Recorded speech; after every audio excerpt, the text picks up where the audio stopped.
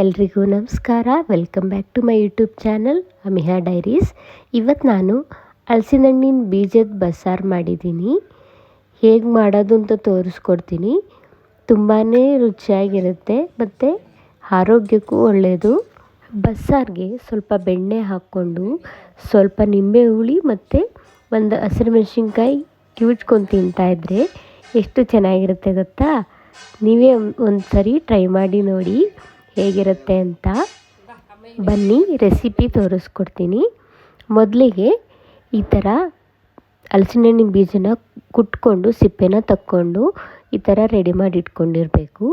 ನಂತರ 2 ಇಡಿ ನುಗ್ಗೆ ಸೊಪ್ಪು, ರುಚಿಗೆ ತಕ್ಕಷ್ಟು ಉಪ್ಪು ಮತ್ತು ಒಂದು ಸಣ್ಣ ಲೋಟದಲ್ಲಿ ಬೇಳೆ ತಗೊಂಡಿದ್ದೀನಿ, ತೊಗರಿಬೇಳೆ, ಕರಿಬೇವಿನ ಸೊಪ್ಪು, ಒಂದು ಹಚ್ಚಿಟ್ಕೊಂಡಿರೋ ಈರುಳ್ಳಿ, ಸ್ವಲ್ಪ ಕಾಯಿ ತುರಿ, 5ರಿಂದ 6 ಹಸಿರು ಮೆಣಸಿನ್ಕಾಯಿ ಮತ್ತು ಸಾಸಿವೆ, ನಿಂಬೆಹಣ್ಣು ಗಾತ್ರದ ಹುಣಸೆಹಣ್ಣು, ಸ್ವಲ್ಪ ಕಾಯಿ ತುರಿ, ಕರಿಬೇವಿನ ಸೊಪ್ಪು, ಸ್ವಲ್ಪ ಜೀರಿಗೆ ಪುಡಿ ತೊಗೊಂಡಿದ್ದೀನಿ, ಜೀರಿಗೆ ಇಲ್ಲ ಅಂತ, ಬೆಳ್ಳುಳ್ಳಿ, ಮೆಣಸು, ಒಂದು ಈರುಳ್ಳಿ, ಸ್ವಲ್ಪ ಕೊತ್ತಂಬರಿ ಸೊಪ್ಪು, ಇದೆಲ್ಲ ಮಸಾಲೆಗೆ.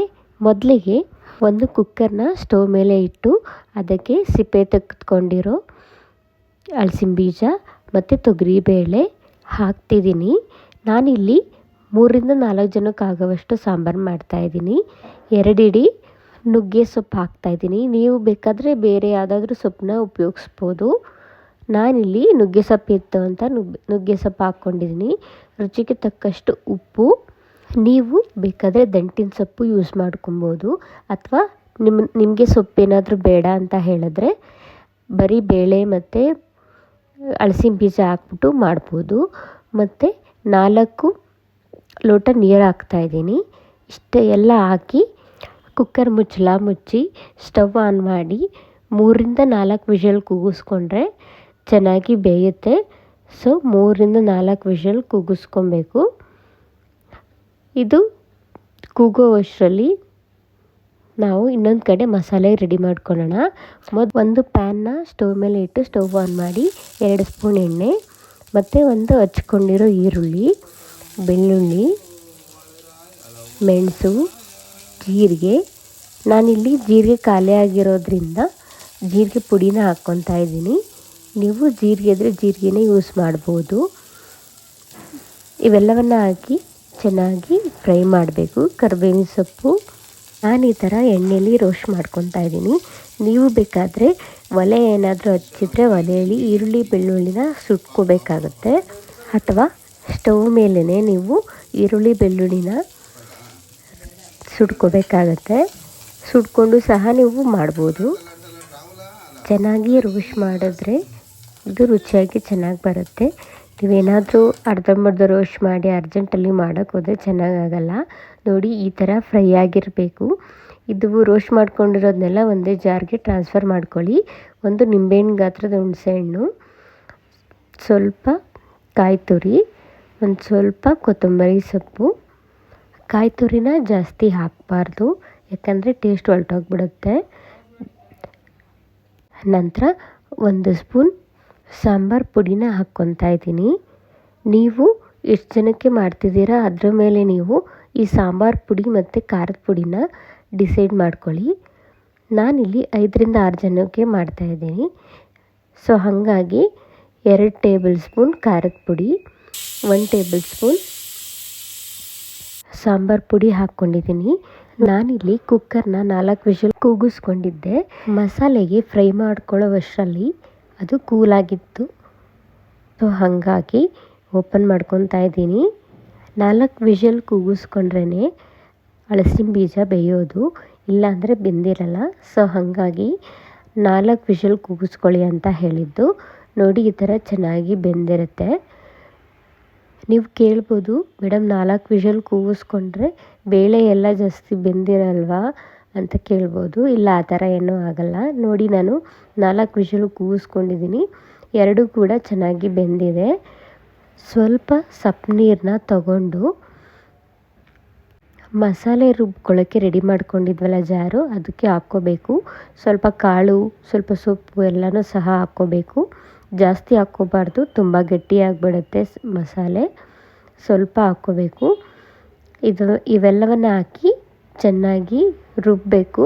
ನೋಡಿ ಈ ಥರ ಕಾಳನ್ನ ಒಂದು ತಟ್ಟೆಯಲ್ಲಿ ಈ ಥರ ಆರ್ಕೋಬೇಕದು. ಸಪ್ಪನೀರು ಮತ್ತು ಕಾಳನ್ನ ಸಪ್ರೇಟ್ ಮಾಡ್ಕೊಂಡಿರಬೇಕು. ನೋಡಿ ಈ ಥರ ಮಸಾಲೆ ರೆಡಿಯಾಗಿದೆ. ಸಪ್ಪನೀರಿಗೆ ರುಬ್ಬಿರೋ ಮಸಾಲೆನ ಹಾಕಿ ಚೆನ್ನಾಗಿ ಮಿಕ್ಸ್ ಮಾಡಿ. ಸಾಂಬಾರು ಗಟ್ಟಿ ಬೇಕಂದರೆ ಸ್ವಲ್ಪ ನೀರನ್ನ ಆ್ಯಡ್ ಮಾಡಿ, ಅಥವಾ ನಿಮಗೆ ತೆಳುವಾಗಿ ಬೇಕಂದರೆ ಈ ಥರ ನೀರನ್ನ 2ರಿಂದ 3 ಲೋಟ ಹಾಕೊಬೋದು. ಇನ್ನೊಂದು ಕಡೆ ನಾವು ಪಲ್ಯಕ್ಕೆ ರೆಡಿ ಮಾಡ್ಕೊಳ್ಳೋಣ. ಅಂದರೆ ಕಾಳನ್ನ ಒಗ್ಗರಣೆ ಹಾಕೋಣ. ಮೊದಲಿಗೆ ಒಂದು ಪ್ಯಾನ್ನ ಸ್ಟವ್ ಮೇಲೆ ಇಟ್ಟು ಸ್ಟವ್ ಆನ್ ಮಾಡ್ಕೊಳ್ಳಿ. 2 ಸ್ಪೂನ್ ಎಣ್ಣೆ, 1 ಸ್ಪೂನ್ ಸಾಸಿವೆ, 5ರಿಂದ 6 ಕಟ್ ಮಾಡ್ಕೊಂಡಿರೋ ಹಸಿರು ಮೆಣಸಿನ್ಕಾಯಿ ಹಾಕಿ ಸ್ವಲ್ಪ 2 ಸೆಕೆಂಡ್ಸ್ ಫ್ರೈ ಮಾಡಿ. ನಂತರ ಈರುಳ್ಳಿ ಹಾಕಿ ಫ್ರೈ ಮಾಡ್ಕೋಬೇಕು. ಈರುಳ್ಳಿ ಬೇಯಬೇಕು. ಸ್ವಲ್ಪ ಕರಿಬೇವಿನ ಸೊಪ್ಪು ಹಾಕಬೇಕು, ರುಚಿ ಚೆನ್ನಾಗಿರುತ್ತೆ. ಕಾಳಿಗೆ ಒಗ್ಗರಣೆ ಹಾಕಿದ್ರೇ ಚೆನ್ನಾಗಿರೋದು. ಕನ್ಫ್ಯೂಸ್ ಆಗಬೇಡಿ. ನೋಡಿ ಈ ಥರ ಕಾಳು ಒಗ್ಗರಣೆಗೆ ಸಪ್ರೇಟ್ ತಟ್ಟೆಯಲ್ಲಿ ಐಟಮ್ಸ್ನ ತೋರಿಸಿದ್ದೆ, ಮತ್ತು ಮಸಾಲೆಗೆ ಸಪ್ರೇಟ್ ಐಟಮ್ಸ್ನ ತೋರಿಸಿದ್ದೆ. ಸಪ್ರೇಟ್ ಇಟ್ಟೆ ತೋರಿಸಿದ್ದೆ, ಕನ್ಫ್ಯೂಸ್ ಆಗಬಾರ್ದು ಅಂತ. ಈರುಳ್ಳಿ ಹಾಕಿ ಸ್ವಲ್ಪ ಫ್ರೈ ಮಾಡ್ಕೊಳ್ಳಿ. ಈರುಳ್ಳಿ ಬೇಯಬೇಕು, ಬೇಯ್ದಲೇ ನೀವು ಮಿಕ್ಸ್ ಮಾಡಬಾರ್ದು, ಆವಾಗ ಚೆನ್ನಾಗಿರಲ್ಲ. ಈ ಥರ ಸ್ವಲ್ಪ ಫ್ರೈ ಆದಮೇಲೆ ಇದಕ್ಕೆ ನೀವು ಸ್ವಲ್ಪ ಹಸಿ ಕಾಯಿ ತುರಿನ ಆ್ಯಡ್ ಮಾಡ್ಕೊಳ್ಳಿ. ಹಸಿ ಕಾಯಿ ತುರಿ ಹಾಕಿದ್ರೇ ಟೇಸ್ಟ್ ಇನ್ನೂ ಚೆನ್ನಾಗಾಗತ್ತೆ. ಕಾಯಿ ತುರಿ ಹಾಕಿ 2 ಸೆಕೆಂಡ್ ನೀವು ಮಿಕ್ಸ್ ಮಾಡಿ ಫ್ರೈ ಮಾಡಿ. ಜಾಸ್ತಿ ಫ್ರೈ ಮಾಡೋಕ್ಕೆ ಹೋಗಬೇಡಿ ಕಾಯಿ ತುರಿ ಹಾಕಿದ್ಮೇಲೆ, ಯಾಕಂದರೆ ತಳ ಹಿಡ್ಕೊಂಬಿಡುತ್ತೆ. ಫ್ರೈ ಮಾಡಿದ್ಮೇಲೆ ನಂತರ ಕಾಳನ್ನ ಈ ಥರ ಬೇಯಿಸ್ಕೊಂಡು ಸಪ್ರೇಟ್ ಇಟ್ಕೊಂಡಿದ್ವಲ್ಲ, ಈ ಥರ ಎಲ್ಲ ಕಾಳನ್ನ ಅದರೊಳಗಡೆ ಹಾಕಿ, ಸೊಪ್ಪಲ್ಲಿ ನೀರಿರುತ್ತೆ, ನೀವು ನೀರನ್ನ ಈ ಥರ ಹಿಂಡ್ಬಿಟ್ಟು ಹಾಕಬೇಕು. ಅಥವಾ ನೀವು ಹಂಗೆ ಹಾಕಿದ್ರೆ ಅದರೊಳಗೆ ನೀರೆಲ್ಲ ಬಿಟ್ಕೊಂಡು ಚೆನ್ನಾಗಾಗಲ್ಲ. ಸೊ ಹಾಗಾಗಿ ಈ ಥರ ನೀರನ್ನೆಲ್ಲ ಹಿಂಡ್ಬಿಟ್ಟು ಸೊಪ್ಪನ್ನ ಹಾಕಬೇಕು. ಎಲ್ಲವನ್ನು ಹಾಕಿ ಈ ಥರ ಚೆನ್ನಾಗಿ ಮಿಕ್ಸ್ ಮಾಡಿದ್ರೆ ಪಲ್ಯ ರೆಡಿ ಆಗುತ್ತೆ. ನಾವು ಇದರ ಕಾಳು ಒಗ್ಗರಣೆ ಅಂತಲೂ ಸಹ ಅಂತೀವಿ. ಇನ್ನೊಂದು ಕಡೆ ಬೇರೆ ಕಡೆ ಏನಂತಾರೆ ಅಂದರೆ ಪಲ್ಯ ಅಂತಲೂ ಸಹ ಅಂತಾರೆ. ಸ್ಟವ್ ಆಫ್ ಮಾಡಿಕೊಂಡು ಮಿಕ್ಸ್ ಮಾಡಿ. ನೋಡಿ ಈ ಥರ ಪಲ್ಯ ರೆಡಿ ಆಗುತ್ತೆ. ಸೂಪರ್ ಟೇಸ್ಟಿ ಪಲ್ಯ ರೆಡಿ ಆಯಿತು. ಒಮ್ಮೆ ಟ್ರೈ ಮಾಡಿ ನೋಡಿ. ಇನ್ನೊಂದು ಕಡೆ ಸಾಂಬಾರು ಕುದಿಯೋಕ್ಕೆ ಇಟ್ಟಿದ್ವಿ, ಮಸಾಲೆ ಮಿಕ್ಸ್ ಮಾಡಿ. ನೋಡಿ ಈ ಥರ ಕುದೀತಾ ಇದೆ.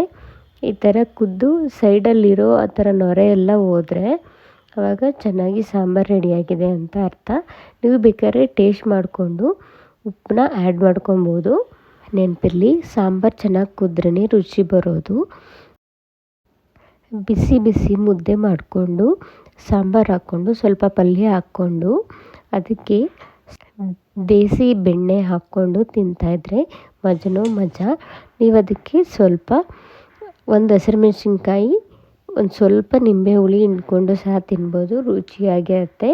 ಒಮ್ಮೆ ಟ್ರೈ ಮಾಡಿ ನೋಡಿ, ಹೇಗಿತ್ತು ಅಂತ ಕಮೆಂಟ್ ಮಾಡಿ. ಸೂಪರ್ ಟೇಸ್ಟಿ ಹಲಸಿನ ಹಣ್ಣಿನ ಬೀಜದ ಬಸ್ಸಾರು ರೆಡಿ. ಬನ್ನಿ, ನನ್ನ ಮಗಳಿಗೆ ಫಸ್ಟ್ ಕೊಡ್ತೀನಿ, ಅವಳ ರಿಯಾಕ್ಷನ್ ಹೇಗಿರುತ್ತೆ ಅಂತ ನೋಡಿ. ಹಲಸಿನ ಹಣ್ಣಿನ ಸೀಸನ್ ಮುಗಿಯುವಷ್ಟರಲ್ಲಿ ಈ ರೆಸಿಪಿನ ಒಮ್ಮೆ ಟ್ರೈ ಮಾಡಿ, ಹೇಗಿತ್ತು ಅಂತ ಕಮೆಂಟ್ ಮಾಡಿ. ಇದು ನಮ್ಮಮ್ಮ ನನಗೆ ಹೇಳ್ಕೊಟ್ಟಿದ್ದ ರೆಸಿಪಿ, ತುಂಬಾ ಚೆನ್ನಾಗಿದೆ. ನೋಡಿ ನನ್ನ ಮಗಳು ತಿಂದ್ಬಿಟ್ಟು ಹೇಗಿದೆ ಅಂತ ಹೇಳ್ತಿದ್ದಾಳೆ. ನೋಡಿ ನಮ್ಮ ಹಸ್ಬೆಂಡು ಸಹ ಹೇಗಿದೆ ಅಂತ ಹೇಳ್ತಿದ್ದಾರೆ. ಒಮ್ಮೆ ರೆಸಿಪಿನ ಟ್ರೈ ಮಾಡಿ, ಹೇಗೆ ಬಂತು ಅಂತ ಕಮೆಂಟ್ ಮಾಡಿ. ಜೊತೆಗೆ ಸಬ್ಸ್ಕ್ರೈಬ್ ಮಾಡಿ, ಲೈಕ್ ಮಾಡಿ, ಶೇರ್ ಮಾಡಿ, ಜೊತೆಗೆ ಸಪೋರ್ಟ್ ಮಾಡಿ. Thanks for watching.